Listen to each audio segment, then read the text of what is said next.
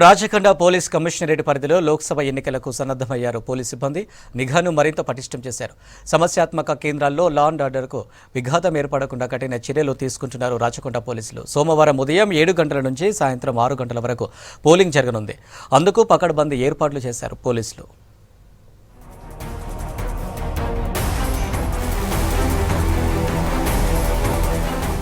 Rachakonda police commissionerate పరిధిలో లోక్సభ ఎన్నికలకు బందోబస్తు ఏర్పాట్లు చేశారు పోలీసులు.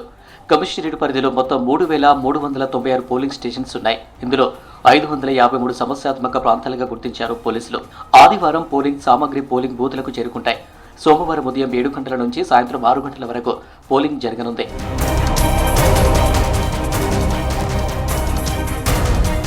రాచకొండ కమిషనరేట్ పరిధిలో మొత్తం 16 చెక్ పోస్టులు ఏర్పాటు చేశారు పోలీసులు.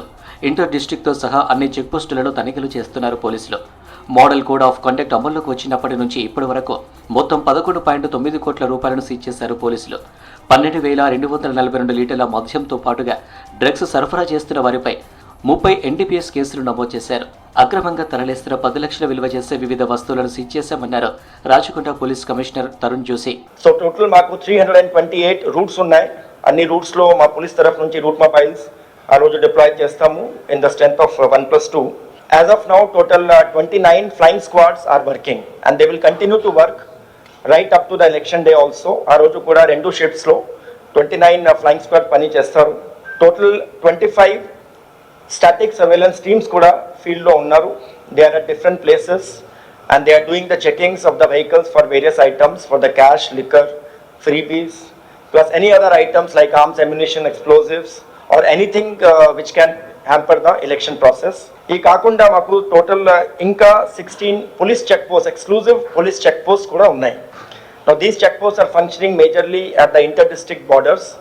We have borders with many districts. మాకు Warangal Commissionerate plus Nalgonda, Surapet, Siddipet, Cyberabad Commissionerate, Hyderabad Commissionerate, we are having borders with all of them. So ఇవన్నీ borders లో plus కొన్ని లోపల ఇంట్రా డిస్ట్రిక్ట్ కూడా ఇంట్రా యూనిట్ కూడా కొన్ని పని చేస్తున్నారు.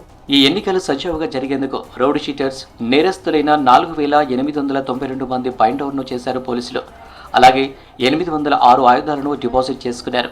114 సార్లు ఫ్లాగ్ మార్చ్ గ్రామ, పట్టణ ప్రాంతాల్లో నిర్వహించి ప్రజల్లో ధైర్యం నింపారు. ఓటు హక్కుపై ప్రతి ఒక్కరికి అవగాహన కల్పించామన్నారు సిపి. టోటల్ అన్ని కలిపి దాదాపు టోటల్ 3,396 పోలింగ్ స్టేషన్స్ మాకు ఉన్నాయి. We have classified all the polling stations into critical and normal as per the guide lines of the election commission of India. Depending on the sensitivity, depending on the పాత elections లో ఇట్లా జరిగింది, పాత election offences ప్రకారం regarding various criteria the critical polling stations మాకు total 533 ఉన్నాయి, which is about 16% of the total polling stations and remaining are normal. Similarly, polling locations is another term. So ఒక్కొక్క locations లో there can be one or more polling stations. So ఈ అన్ని కలిపి total 1,590 polling locations ఉన్నాయి.